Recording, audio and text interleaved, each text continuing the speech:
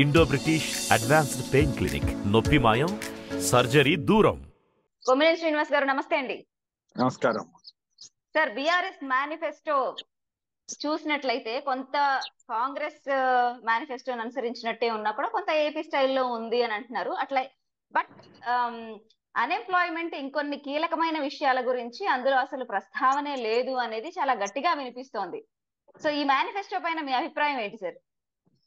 ఇది చాలా వినూత్నంగా ఉంది కేసీఆర్ గారి మేనిఫెస్టో. సాధారణంగా ఒక మేనిఫెస్టో ఇచ్చేటప్పుడు గత 10 ఏళ్లుగా వీరు అధికారంలో ఉన్నారు కాబట్టి గతంలో ఏం చెప్పాము, ఏం చేసామనే రిపోర్ట్ కూడా జనరల్ గా పెట్టే అవకాశం ఉంటుంది.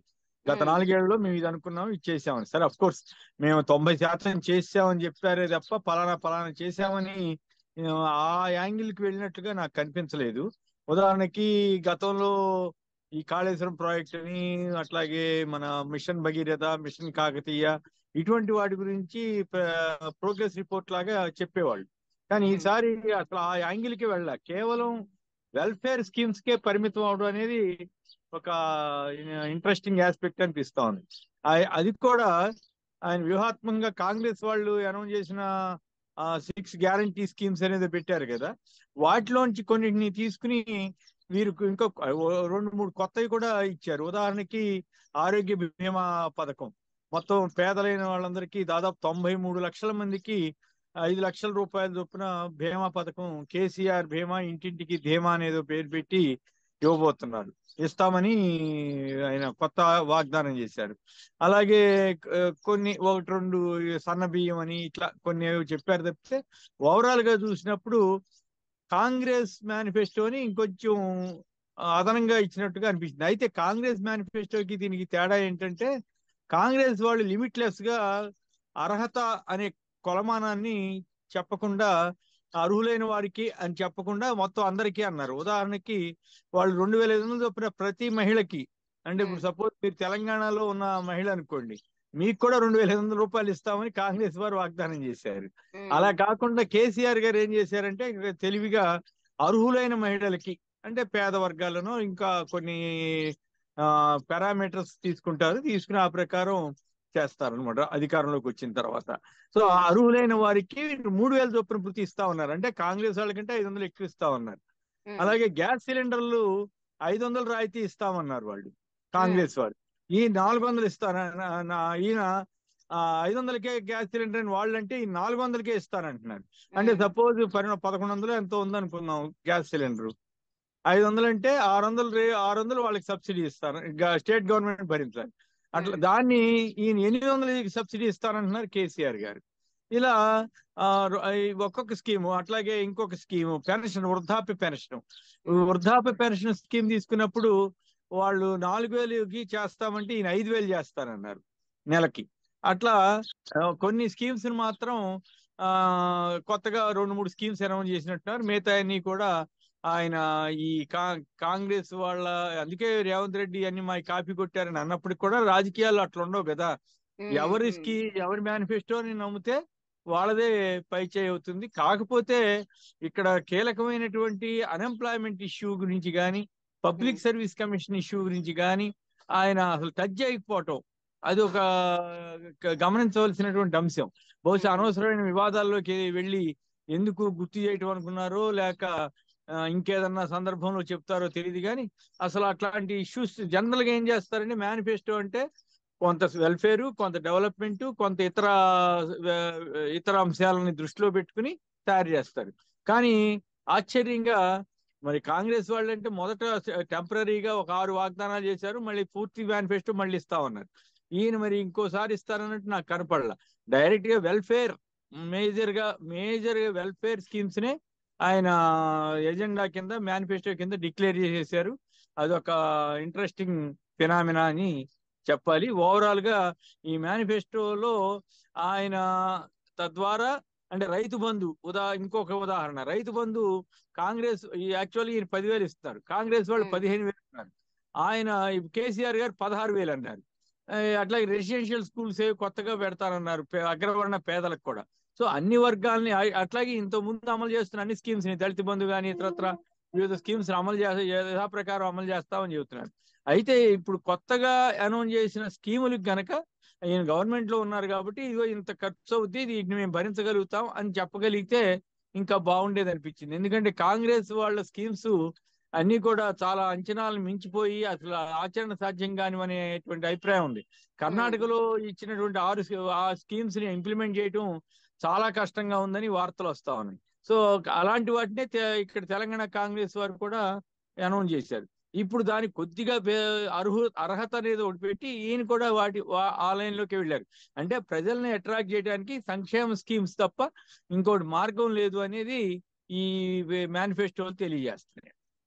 సార్, అయితే ఇప్పుడు ఈ బిఆర్ఎస్ మేనిఫెస్టో అనేది మీరు చెప్పినట్టు వెల్ఫేర్ కి పెద్దపీట వేశారు, కొన్ని విషయాల్ని నెగ్లెక్ట్ చేశారు అని. ఆ నెగ్లెక్టింగ్ అనేది కొంత వ్యతిరేకత రాదు అంటారా? అసలు ఈ గ్యాస్ బండ చుట్టూ ఈ రాజకీయం ఏంటి? మేనిఫెస్టోని క్రియేట్ చేసే విషయంలో ఒక ముందడుగు వేసింది అంటారా బిఆర్ఎస్?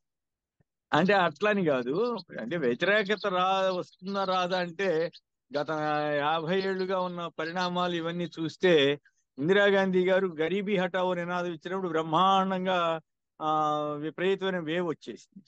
ఎన్టీ రామారావు గారు వచ్చి 2 రూపాయల కిలో బియ్యం, పక్కా ఇల్లు, ఇట్లాంటి ఇది చేనేత వస్త్రాలు, సబ్సిడీకి వస్త్రాలు ఇలాంటివి అనౌన్స్ చేసి ఆయన జనాదరణ పొందారు. అట్లాగే రాజశేఖర రెడ్డి గారి టైంలో ఉచిత విద్యుత్తు, రైతులకు ఉచిత విద్యుత్ అనే హామీ బ్రహ్మాండంగా సక్సెస్ అయింది. ఆ తర్వాత ఆరోగ్యశ్రీ స్కీము, ఇవన్నీ కూడా అంటే ఇవి ప్రజలకి డైరెక్ట్ గా ఇచ్చేటువంటి అవకాశం ఉంది. ఇప్పుడు ఈయన కూడా ఏం చేస్తున్నారు, విద్యారంగానికి సంబంధించి రెసిడెన్షియల్ స్కూల్స్ అన్ని పెట్టారు. ఆరోగ్యశ్రీ అని హెల్త్ రంగానికి సంబంధించి ఆరోగ్యశ్రీలో 15 లక్షలకు తీసుకెళ్లారు. ఈ ఆరోగ్యశ్రీ కింద ఇచ్చేటువంటి కాంపెన్సేషన్ అనండి ఆ ఖర్చు. సో అది కూడా ఇవన్నీ కూడా విద్యా ఆరోగ్యానికి ఎక్కువ ఖర్చు అవుతున్నమాట నిజమే. సో వీటికి సంబంధించి జర్నలిస్టులకు కూడా ఇస్తామని ఆయన 15 లక్షలు చేస్తూ ఆయన అనౌన్స్ చేశారు. సో ఇవన్నీ ప్రజల్లో ఒక రకమైన అభిప్రాయం అయితే వస్తుంది. మిడిల్ క్లాస్ అండ్ అబోవ్లో ఈ అభిప్రాయం ఉంటుంది, ఏంటి పంచడం అని. అయితే అదే మిడిల్ క్లాస్ కి వాళ్ళకి ఏదైనా రాయితే ఒప్పితే వాళ్ళు గొడవ చేస్తారు. కింద వాళ్ళకి ఇస్తేనేమో ఎందుకు వేస్ట్ చేస్తున్నారంటారు, వాళ్ళకి ఇస్తేనేమో కామ్గా తీసుకుంటారు. నేను కొన్ని సందర్భాల్లో అక్కడక్కడ తిరుగుతున్నప్పుడు ఏంటండి ఇట్లా పంచడాలు అవి అని అంటుంటాను. అన్నప్పుడు మరి నీకు రైతు భరోసా, అక్కడ ఏపీలో రైతు భరోసా, ఇక్కడ రైతు బంధు అని ఇస్తున్నారు కదా, తీసుకోకుండా ఉంటారంటే మళ్ళీ తీసుకుంటాం అంటారు. సో అంటే అది హ్యూమన్ వీక్నెస్ ని సరే రాజకీయ పార్టీలు కూడా వాళ్ళు గెలవాలి కాబట్టి వాళ్ళు పోటీ పడి ఈ స్కీమ్స్ అనౌన్స్ చేస్తున్నారు. దీనివల్ల అయితే అట్లా అట్ ది సేమ్ టైం కొంచెం బ్యాలెన్స్ ఆఫ్ యాక్ట్ అనేది అవసరమే. కానీ ఇప్పుడున్న రాజకీయ వాతావరణంలో ప్రత్యర్థుల్ని ఎదుర్కోవడానికి ఇప్పుడు కాంగ్రెస్ పార్టీ అనౌన్స్ చేసిన స్కీమ్స్ అయితే ఎన్ని వేల కోట్లు అవుతాయో వాళ్ళకే తెలియదు. సో అయినా కూడా మరి వాళ్ళు అనౌన్స్ చేశారు కాబట్టి వీళ్ళకి కూడా తప్పనిసరి పరిస్థితి. రేపు బీజేపీ వాళ్ళు ఇంకేం అనౌన్స్ చేస్తారో చూడాల్సి ఉంది. సార్, అయితే ఇప్పుడు బిఆర్ఎస్ మేనిఫెస్టోలో ఎస్పెషల్లీ పెన్షన్ గురించి వచ్చినప్పుడు ఇది కొంత ఏపీ స్టైల్లో ఉంది అని అంటున్నారు. నిజంగా అలా ఉందా? ఏపీ స్టైల్ అంటే అక్కడ పాయింట్ ఏంటంటే కేసీఆర్ గారు చాలా తెలివిగా జగన్మోహన్ రెడ్డి గారి పేరు ప్రస్తావించి మరీ ప్రశంసించారు. నేను అనుకోవటం దాంట్లో ఆయనకు ఒక వ్యూహం ఉంది. ఇక్కడ తెలంగాణలో సైతం జగన్ గారికి పెద్ద సంఖ్యలో అభిమానులు ఉంటారు. సో వాళ్ళని అట్రాక్ట్ చేయడం కోసం ఆయన ఆ పేరు వాడారని నాకు అనిపిస్తుంది. ఒకటి.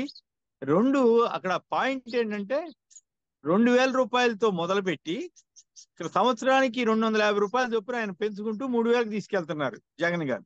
సో అదే తరహాలో ఇక్కడ తెలంగాణలో సైతం మొదట 3000 చేస్తాను మళ్ళీ అధికారం రాగానే, ఆ తర్వాత నుంచి 500 చొప్పున 5 ఏళ్లలో కంప్లీట్ 5000కి తీసుకెళ్తానని చెప్పింది థీరీ.